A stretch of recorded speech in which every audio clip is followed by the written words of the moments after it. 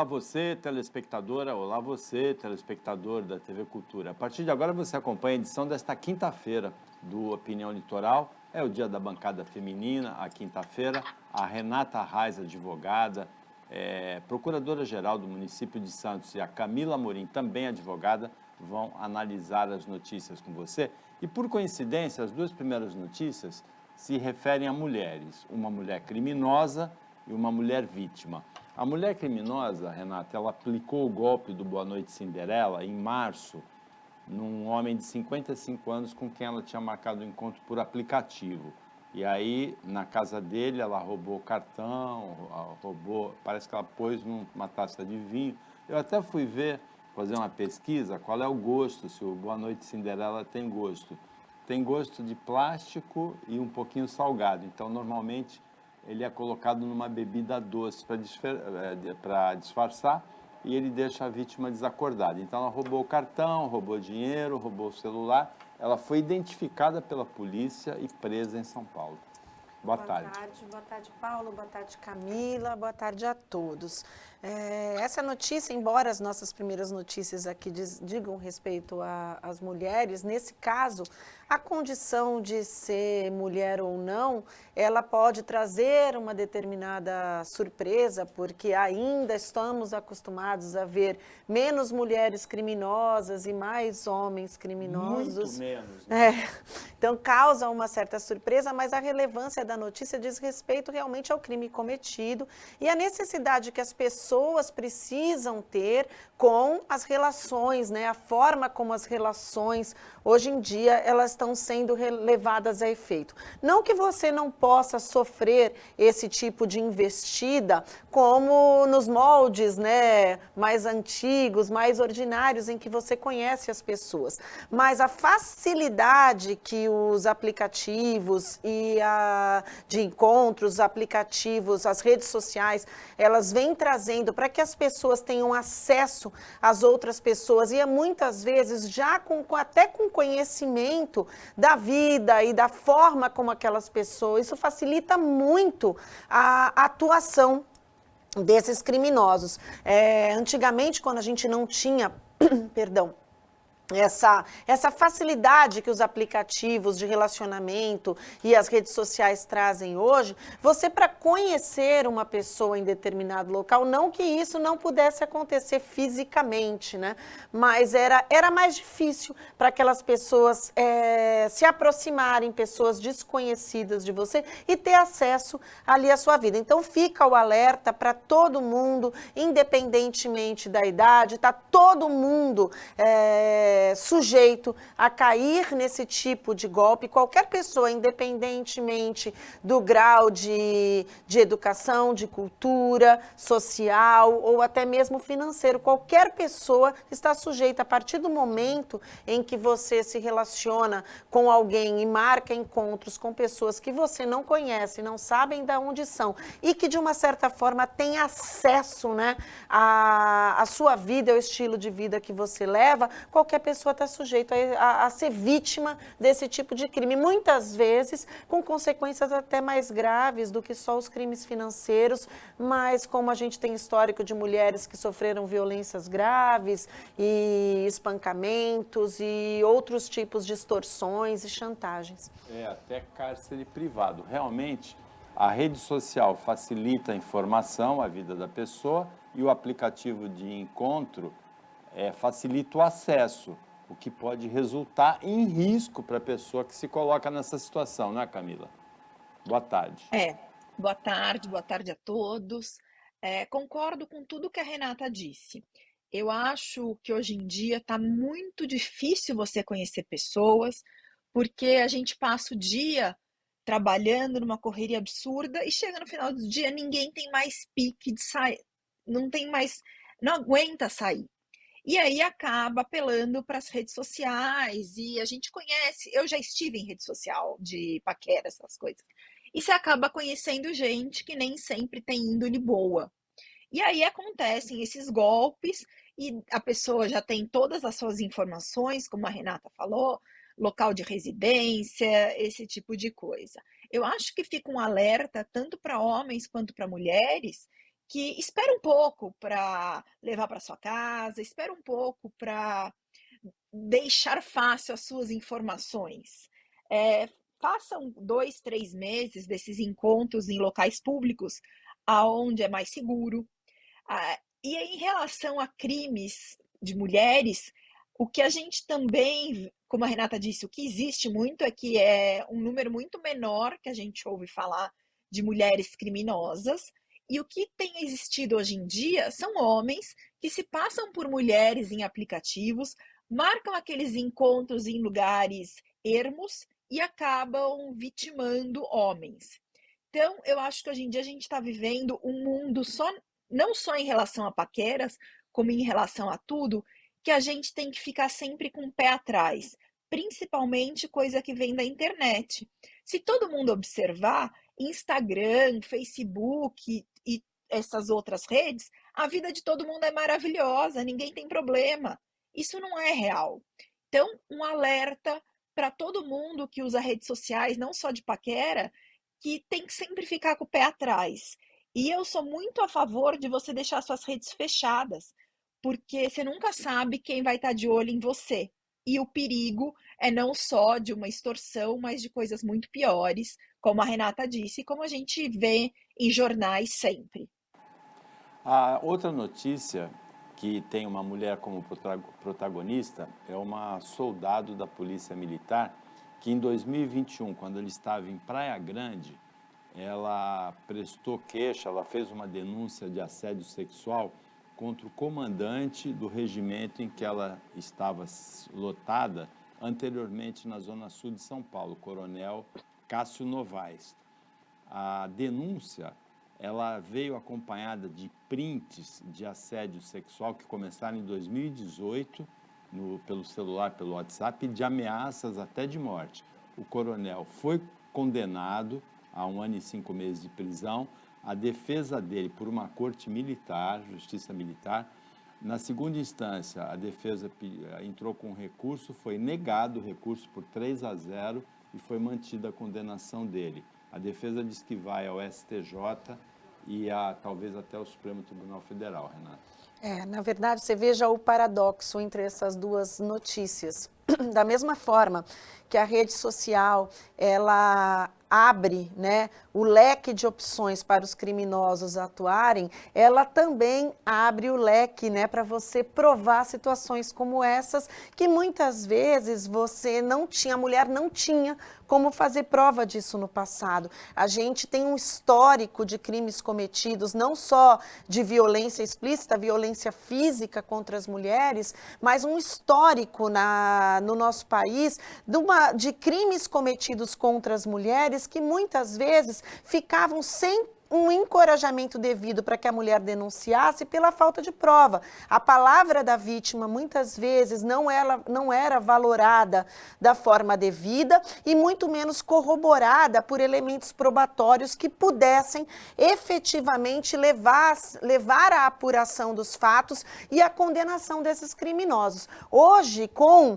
todo esse arsenal que os aplicativos de mensagens, as redes sociais permitem, você consegue fazer prova dos crimes cometidos para si. Esse aqui é um exemplo disso, que as pessoas não podem se valer da sua condição profissional ou do seu poder hierárquico exercido sobre outra pessoa, sobre uma mulher em circunstâncias profissionais para obter qualquer tipo de vantagem sobre ela, seja essas vantagens morais, sexuais ou qualquer outro tipo de vantagem financeira ou qualquer outro tipo, obtenção de privilégio em razão disso.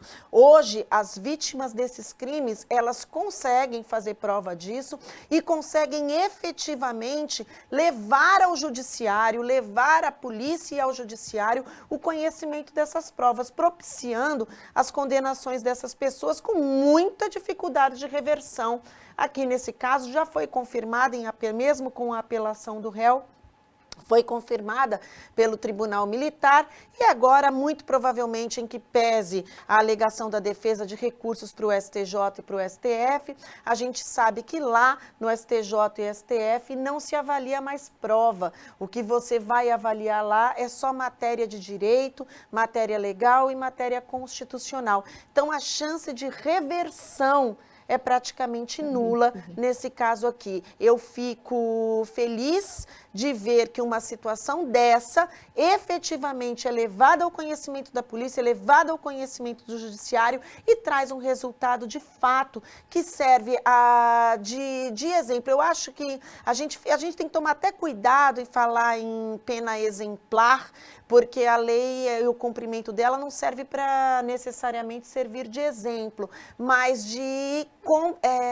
cumprimento da lei de uma forma igual para todos, né? Então, mas no que acontece com o histórico do nosso país, que a gente vê muita coisa passar sem a devida apuração e sem a devida sanção, a gente tem que ter um caso desse como exemplo para as outras pessoas e os outros criminosos. Camila, o coronel Cássio Novaes, que já passou para a reserva, ele cometeu esses crimes enquanto estava na ativa. Então, ele pode perder a pensão, pode perder a patente também. Hoje todos nós temos uma grande arma em mãos, que é o celular, que a gente consegue filmar, consegue gravar, consegue fazer a prova. Hoje é muito mais fácil fazermos a prova do que antigamente, porque todos nós temos essa proteção chamada celular, que serve tanto para o bem quanto para o mal, vale destacar.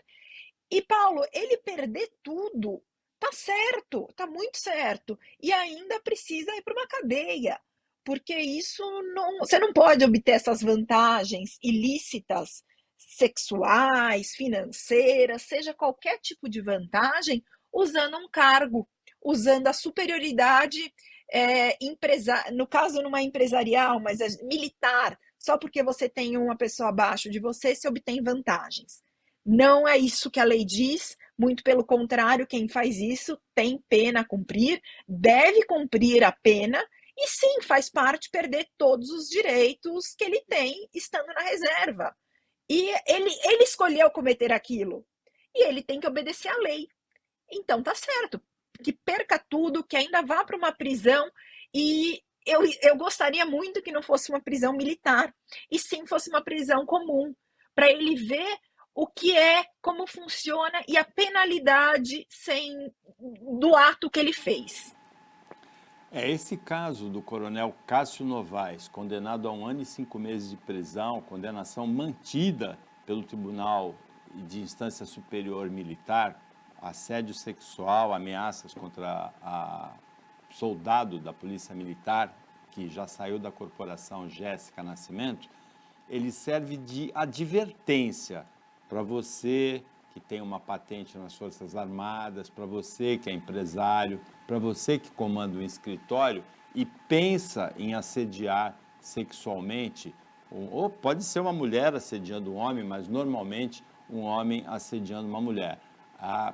Parece que é a primeira vez que a denúncia de uma soldado leva à condenação de um coronel na Polícia Militar. É um caso emblemático e cada assediador potencial deveria pensar bem nesse exemplo antes de cometer o crime de assédio, ou sexual ou moral.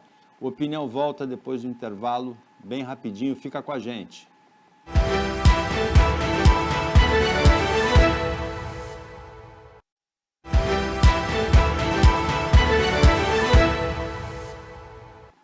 Voltando com a Opinião Litoral desta quinta-feira, a Renata Arraes e a Camila Amorim estão analisando, comentando as notícias com você. As duas são advogadas, a Renata é procuradora-geral do município de Santos. A gente conversou no bloco anterior sobre a condenação do coronel PM por assédio sexual de uma soldado e havia provas documentais de aplicativo do WhatsApp, prints, não é? E tem dois casos que a gente vai analisar agora em que as provas também são documentais do estilo atual, né? Câmeras lá do aeroporto da Itália e também deve haver provas documentais, tem naquela confusão toda envolvendo uma reunião entre o Daniel Silveira, ex-deputado, o ex-presidente Jair Bolsonaro e o senador Marcos Duval.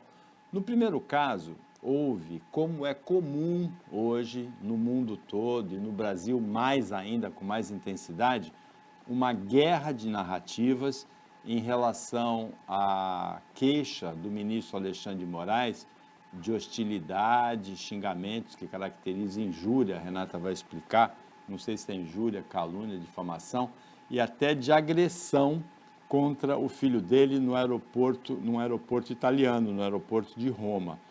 O Alexandre de Moraes prestou a queixa, os agressores já foram identificados, já prestaram depoimento, negaram as acusações, mas policiais que tiveram acesso às imagens que chegam ou chegaram hoje das autoridades italianas pela Interpol para a Polícia Federal Brasileira, dizem, algumas fontes, alguns desses policiais, que as imagens mostram o tapa desferido pelo empresário Mantovani no filho do Alexandre de Moraes, Renata.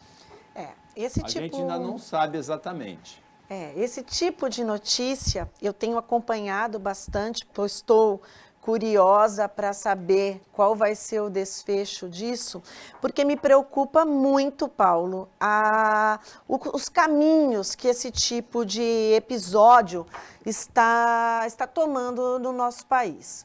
Eu tenho um posicionamento, independentemente de posicionamento político, de direita e esquerda, mas eu tenho um posicionamento pessoal de ser veementemente contra esse tipo de comportamento que vem sido, não é exclusivo de bolsonaristas, mas que vem sendo recorrente de pessoas de posicionamento favorável ao ex-presidente Jair Bolsonaro. Sou contra este tipo de comportamento, mas também me preocupa o caminho que tem sido tomado pelas reações do Brasil, reação do Estado em relação a esses crimes pela esquerda. Porque nós não devemos confundir os crimes contra a honra cometidos contra as pessoas que ocupam funções públicas e os crimes contra o Estado Democrático de Direito, que é algo bem diferente.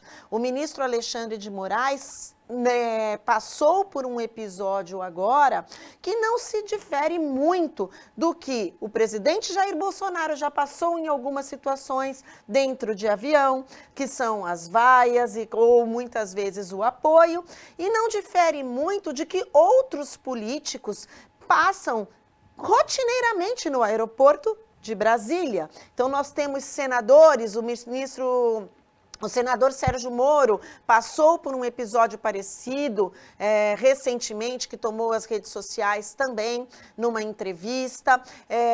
As pessoas... O Cristiano Zanin no banheiro exatamente, do aeroporto, antes de ser ministro. O Cristiano Zanin. O próprio Gilmar Mendes já passou, o ministro Barroso já passou por essa situação em outros países, em Nova York, recentemente, em eventos internacionais ocorridos. O que acontece, para mim, que é perigoso nessa situação, e daí nós temos que tomar cuidado com os limites da atuação dos nossos ministros do Supremo Tribunal Federal, é tomar esse caso para servir de salvaguarda para que os ministros se tornem intocáveis nas suas pessoas físicas e não mais em relação às suas funções. Tomar muito cuidado. Crime contra o Estado Democrático de Direito, na minha opinião, foi o que aconteceu em Brasília, em 8 de janeiro. Crime contra o Estado Democrático de Direito são algumas condutas tomadas por algumas pessoas ou grupos de pessoas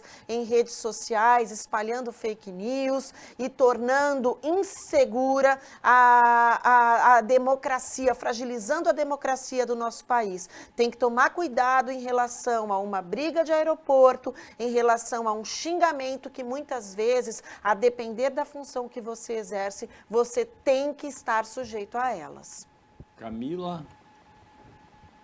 Concordo no ponto que, dependendo da situação, vamos fazer uma comparação esdrúxula, da profissão que você exerce, que o ministro é um profissional do Estado, Eu não concordo que, por ele ser um profissional, ele ser um ministro, ele esteja sujeito a qualquer crime.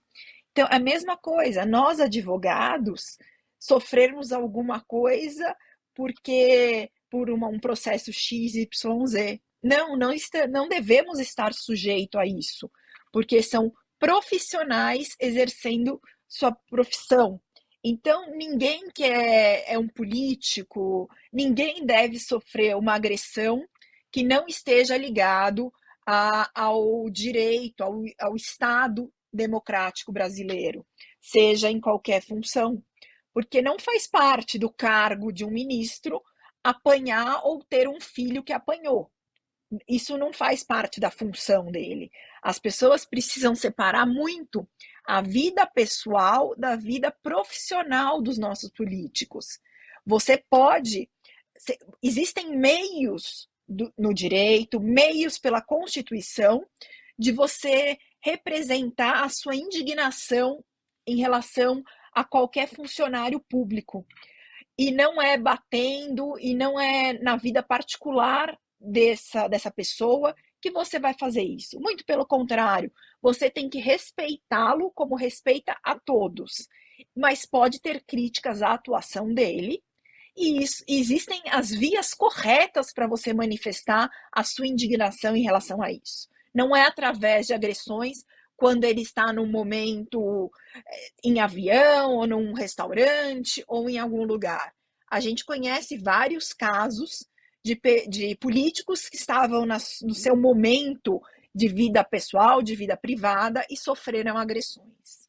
Paulo, se você me permite, só fazendo um adendo, na verdade, o que eu estava dizendo é que não existe, eu não estou dizendo que não há crime cometido, eu estou só diferenciando o crime de injúria, os crimes contra a honra cometidos contra as pessoas que precisam sim ser combatidos e ser apurados, de levar um caminho desses crimes cometidos por cada uma dessas pessoas como crimes contra o Estado Democrático de Direito, que daí é algo muito maior e nem sempre uma ofensa ou uma briga com o filho de um ministro, que pode sim ser apurado criminalmente e levar à punição dessas pessoas com um crime contra o Estado Democrático de Direito. O presidente Lula se referiu a esse caso, mais uma vez falando bobagem, usando termos inadequados, falando groselha, Camila. Ele disse que ele comparou os agressores a animais selvagens e ele falou que precisam ser extirpados. O que ele tem que falar é: cometeu o crime, agrediu, se o tapa realmente se caracterizar, ofendeu a honra do ministro, é injúria, calúnia, difamação. É injúria nesse caso, né, Renata? É injúria. Injúria? Responde na lei. O negócio de extirpar, extinguir, erradicar, eliminar, você extirpa um tumor, não uma pessoa, não é, Camila? Paulo, tá certíssimo. O que nós temos ouvido de groselha, como você disse, nos últimos tempos, tá engraçado até, vamos dizer, para não dizer que devemos chorar por isso. E ele tá fora da casinha, Lula, né? O que mais que a gente pode dizer disso? Falar esse tipo de bobagem, a gente acaba com doenças, não é com político, não é com pessoas que estão sofrendo agressões. Então, mais uma vez, nosso presidente falando bobagem e nós tendo de ouvir. Então, eu acho que o Lula podia ter um cursinho rápido de direito, só para ele ter noção de alguns crimes, o que acontecem, das penas, quem responde, como responde. Ele precisava ter umas aulas de direito constitucional, de direito civil e até de criminal, para a gente não ouvir tanta groselha. O Lula, Renata, ele é muito inteligente.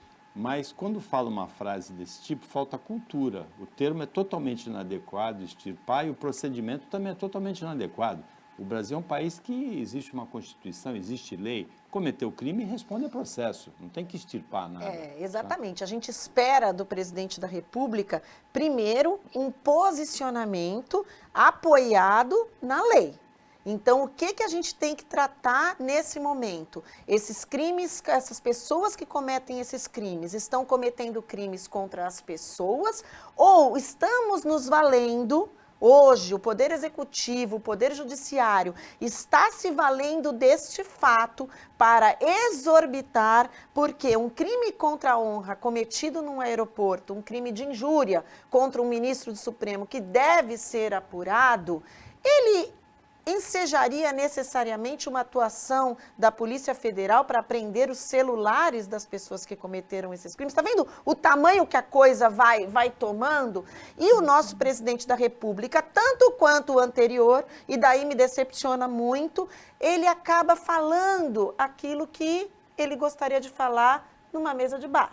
E não como presidente da República, num evento internacional que ele está falando para o mundo. O que se extirpa, quando muito, são comportamentos, são ações que você deve, sim, punir severamente dentro da lei e nos limites da nossa Constituição, para que sirvam de exemplo, para que as demais pessoas não cometam mais esses atos. Extirpar pessoas é inaceitável ouvir isso de qualquer cidadão, muito menos do presidente da República. O presidente Lula foi eleito em oposição ao ex-presidente Jair Bolsonaro justamente para extirpar esse comportamento de responder ódio com ódio.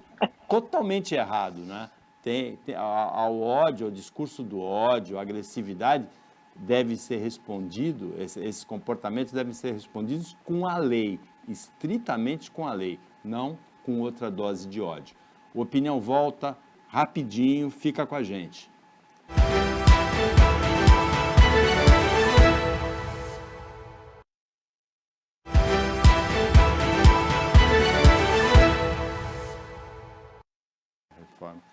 Voltando para o último bloco do Opinião Litoral desta quinta-feira, a Renata Reis e a Camila Amorim estão comentando as notícias com você. As duas são advogadas, a Renata é procuradora-geral do município de Santos. A gente analisou algumas coisas pelo aspecto legal, algumas notícias, como a gente faz toda quinta-feira aqui no Opinião Litoral, em função da atividade profissional das comentaristas.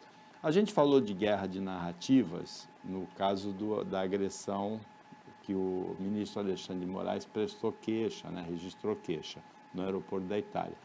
Mas tem um episódio em que a guerra de narrativas parte de um narrador só, cada hora ele conta uma história diferente, que é um senador totalmente sem compostura, o senador Marcos Duval do Espírito Santo.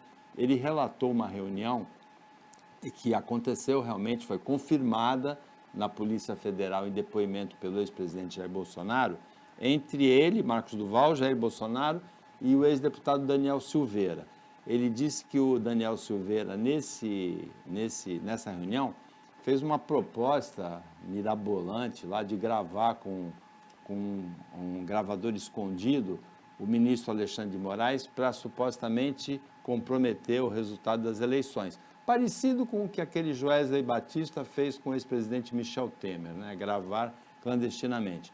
O Jair Bolsonaro falou que teve a reunião, mas que não teve essa conversa na Polícia Federal. E ontem, na Polícia Federal, o Marcos Duval, que já contou 3 versões diferentes para esse fato, ele em depoimento, e aí ele não pode mentir, né? Ele disse que quem teve essa ideia foi o Daniel Silveira, de gravar o ministro Alexandre de Moraes, e que o Jair Bolsonaro ficou calado durante esse encontro, mas que ele ouviu.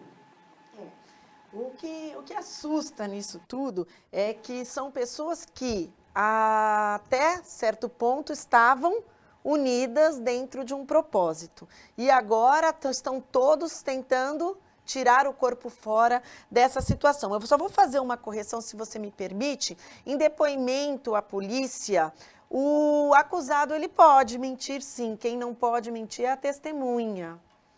Então, na sua autodefesa... Ele pode mentir, mas ele responde por isso depois? Não, quem responde por falso testemunho é a testemunha. A testemunha ela tem o compromisso de falar a verdade para angariar as provas do processo. Agora, na sua autodefesa, o réu ele pode, sim, mentir acerca das suas condutas. E nesse caso, isso aí é uma questão jurídica, né? Nesse caso, o Marcos Duval é réu?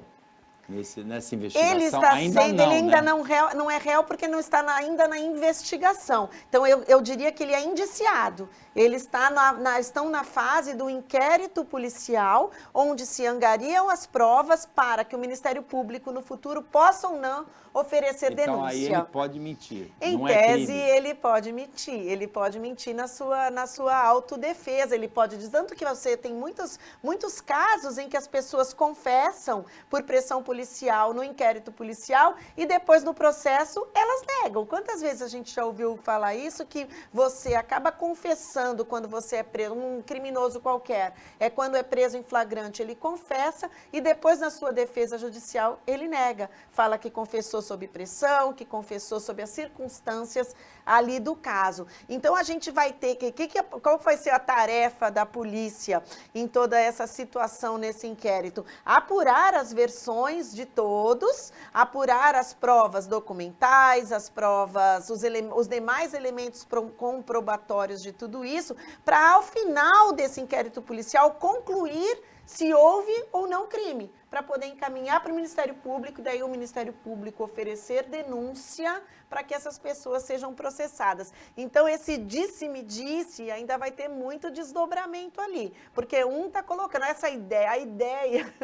quando você participa de uma reunião como essa, com todo respeito, não importa de quem seja a ideia, né? O presidente da República tem o dever de saber. Outro dia a gente comentou aqui acerca da falsificação ou da alteração do cartão de vacina, e nós comentamos aqui sobre a gravação que foi feita daquelas pessoas envolvidas com o Bolsonaro a respeito do caso Marielle. O presidente da República não pode se calar. O presidente da República tendo ali, presenciando o cometimento de crimes dessa gravidade, ele não tem o direito de se calar. O nome de se manter em silêncio diante de um fato desse tipo é prevaricação?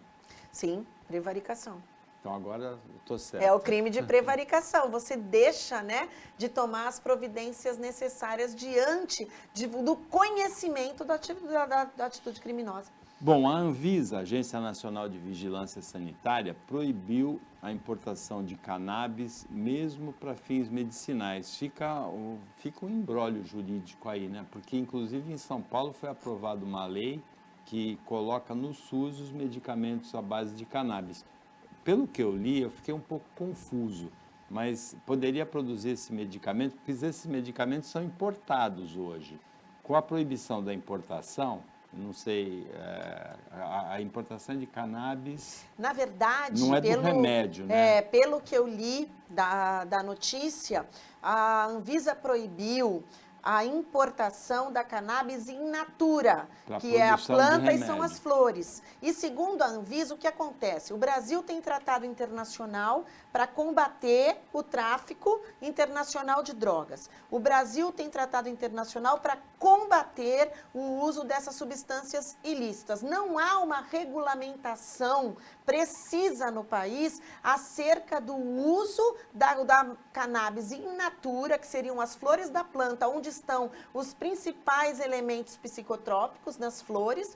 Então, não tem essa regulamentação no país para que você tenha segurança de que essa cannabis in natura está sendo importada para fins medicinais. Então, como a gente não tem essa regulamentação, segundo a Anvisa, há grave risco de ela vir para o Brasil para ser utilizada em atividades ilícitas. Não foi proibida a importação da cannabis, o canabidiol, que se chama, né, já processado em forma de medicamento. Vai poder, o que não está permitido nesse momento, durante 2 meses até 3 de setembro, as importações que foram autorizadas e que estão em curso, elas serão concluídas, porém não vai se admitir, ao menos por hora, até que sobrevenha a regulamentação acerca da matéria, a importação da cannabis in natura, que é a planta e as flores. Agora, a Anvisa, nesse comunicado, ela diz também que não há ainda uma segurança científica em relação aos efeitos terapêuticos desses medicamentos.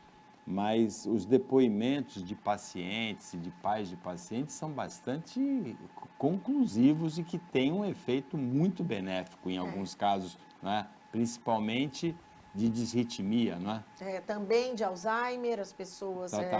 Tratamento de Alzheimer está sendo utilizado, dificulta bastante. O que eu penso desta decisão nesse momento? O Brasil, o nosso poder legislativo não pode se furtar de enfrentar essa questão. Porque o que vai acontecer a partir de agora, e nós vamos conversar lá na frente se eu estou errado ou não. O que vai acontecer é que o poder judiciário vai ser acionado e vai acabar fazendo o poder regulamentador, que não é dele, que é do executivo. E a gente vai começar a ter as decisões judiciais, que no caso concreto vai admitir a importação ou não em situações excepcionais que elas são necessárias, porque as pessoas precisam, como a gente já conversou aqui, já comentou. Já houve decisões judiciais favoráveis ao fornecimento autorizando até o plantio, que é proibido. Então, assim, o poder judiciário,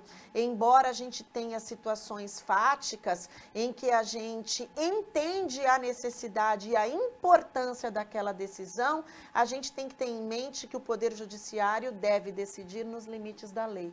Quem legisla e quem regulamenta é o poder legislativo, é o princípio da separação dos poderes. Então, a gente fica nessa situação sem regulamentação, a Anvisa proíbe e a gente fatalmente vai ver o poder judiciário acionado para regulamentar onde, na verdade, deveria cumprir a lei.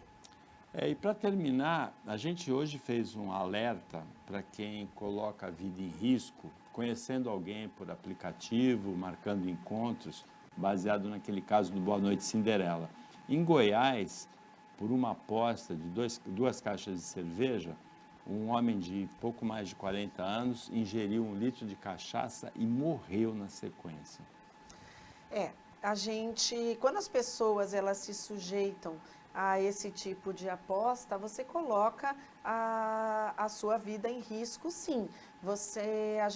As pessoas não esperam que isso necessariamente possa vir a acontecer. Eu nunca tinha ouvido essa notícia desta forma, mas fica o alerta mais uma vez. Qualquer tipo de aposta em que você coloca as condições físicas suas em jogo, você necessariamente corre o risco de colocar a sua saúde, a sua integridade física em jogo, né? Antigamente havia um jogo chamado roleta russa, no século passado, em que se colocava uma bala no tambor do revólver, os outros 5 lugares vazios, girava e dava um tiro, né? A chance é de 1 em 6 de morrer, né?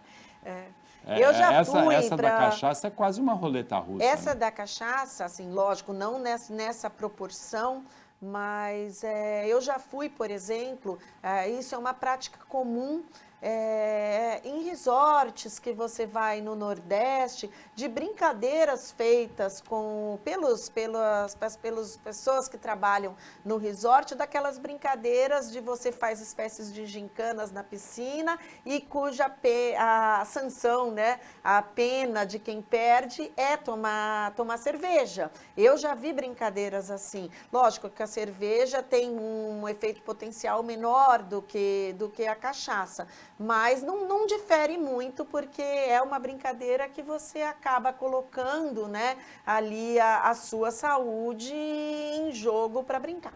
Mesmo pela internet, tem brincadeiras desse tipo, da baleia azul, né, de asfixia, que podem levar à morte também. A gente tem que tomar cuidado com os aplicativos de relacionamento e encontros, mas tem que tomar cuidado também com esse tipo de desafio. Chegamos ao final do Opinião Litoral desta quinta-feira, agradecendo as participações da Renata Arraes e da Camila Morim, analisando as notícias com a telespectadora, com o telespectador da TV Cultura, agradecendo o trabalho da equipe técnica e de jornalismo do Sistema Costa Norte e agradecendo a você que acompanhou a gente em mais essa edição. Até amanhã, nesse mesmo horário, depois do Jornal Litoral, e uma ótima quinta-feira para você que você merece.